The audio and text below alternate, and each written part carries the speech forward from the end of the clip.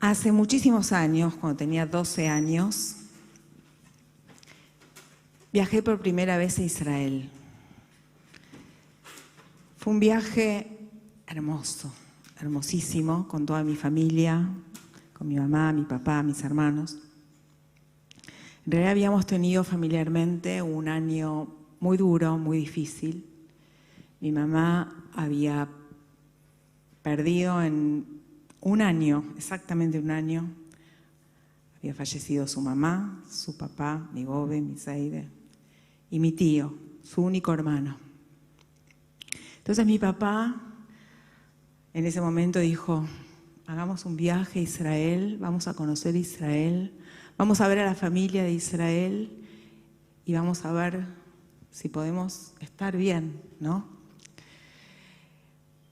El viaje fue de mucho aprendizaje, pero quiero compartir con ustedes de ese viaje una cosita chiquita. Íbamos con el micro y nos mostraban diferentes lugares, como hacen los guías turísticos en Israel, que hablan de cada piedra, de cada baldosa, de cada azulejo de la pared, de todo tiene una historia. Y entonces llegamos con el micro al sur de Israel, a la zona del Yam HaMelach, del Mar Muerto, y no me puedo olvidar cómo el guía dijo, ¿ven la figura de esa mujer? ¿Ustedes ven esa cara, esa figura? ¿Quién es? Obvio que Judy levantó la mano y dijo, la mujer de Lot. Lo había estudiado en la escuela, por supuesto. La verdad es que con los años, ahora vamos a hablar de quién era la mujer de Lot, ¿sí? Pero con los años entendí que todas esas figuras y todas esas formas que aparecen en ese desierto de sal que está ahí en las ciudades Sdom y alrededores, es como cuando nosotros miramos al cielo en esos días donde está celeste y hay algunas nubes y buscamos esas formas en las nubes. Vieron que las nubes tienen forma de algo siempre, tienen cara, o son animales, algo son, ¿sí? Algo encontramos. Entonces entendí que en realidad, o que tal vez, no sé si era una estatua de sal, que es, digamos, la historia de la mujer de Lot. Y digo la mujer de Lot porque es una de las mujeres que no tiene nombre en la Torá, así se llama. Bueno, que tal vez era una forma de verla ahí y de constatar. La verdad que Flavio Josefo, un historiador del siglo I, dice que ahí el lugar indica realmente estaba la estatua de sal. Pero bueno, me gusta más pensar que es un juego como el de las nubes, ¿no? Y encontrarlo así. ¿Por qué les cuento esta historia? Porque dentro de toda la información y todo el relato que aparece en el texto de la Torá, que le vamos a leer mañana y que leímos esta semana, la parashá de la semana, ahí aparece la historia de Lot y su familia. Dios le dice a Abraham que iba a destruir la ciudad de Sdom, la ciudad de Sodoma, porque la maldad y la corrupción era tremenda en esa ciudad.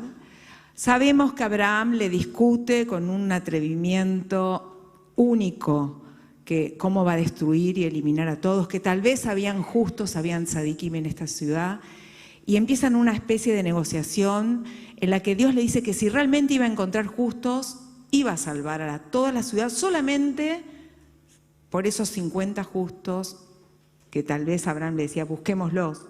Y van bajando así de 50, 40, etcétera, no encuentran los justos.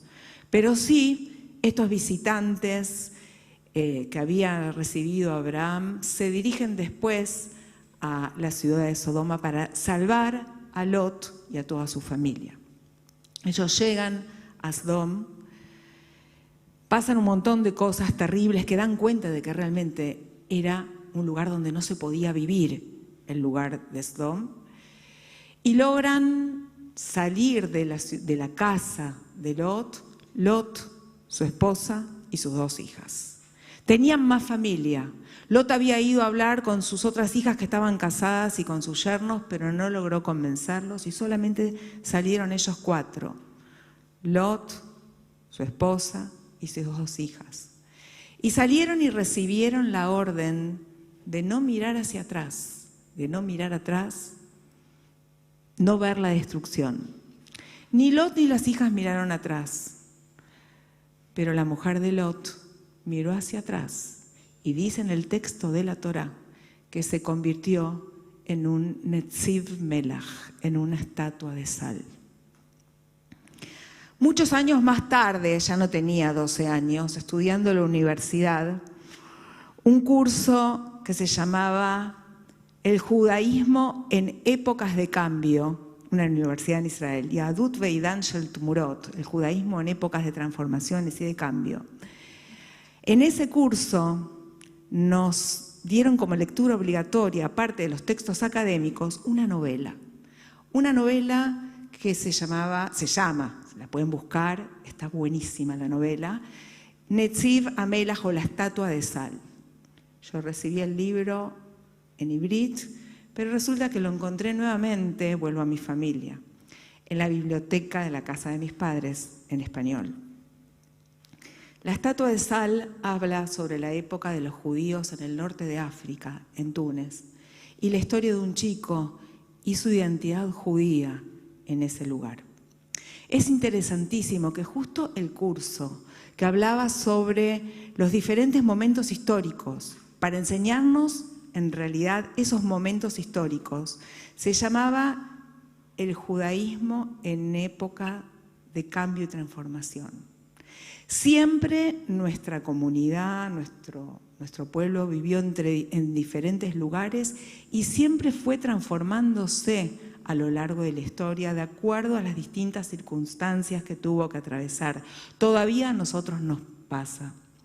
Y entre todas las explicaciones sobre qué es la mujer de Lot y qué es haberse convertido en una estatua de sal, la gran mayoría que nos traen es que miró hacia atrás, no pudo mirar hacia adelante. Miró hacia atrás tal vez por la familia que le quedaba, dicen los exégetas, los intérpretes, por las hijas y los yernos y los nietos.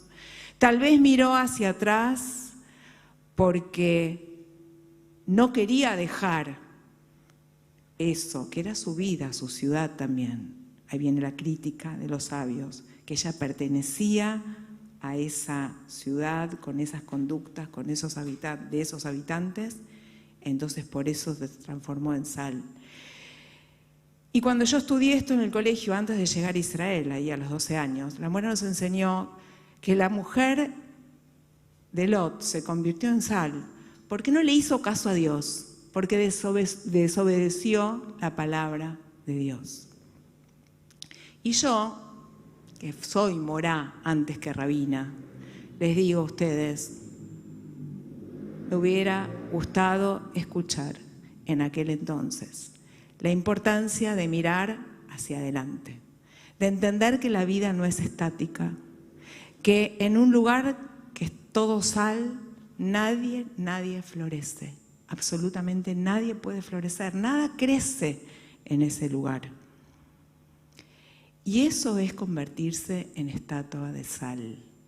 Es llorar por aquello que ya no va a ser. Es llorar por aquello que tal vez añoramos y no es posible. Es llorar por no entender que debemos ser nosotros los que tenemos que cambiar. Nos pasan muchísimas cosas difíciles, nos pasan tragedias, no hace falta que se los explique, lo saben, pero no somos eso que a nosotros nos pasa. Somos los que somos capaces de hacer nosotros con eso que a nosotros nos pasa. Hay muchas cosas que decidimos nosotros y por eso nos encontramos en la situación que nos encontramos.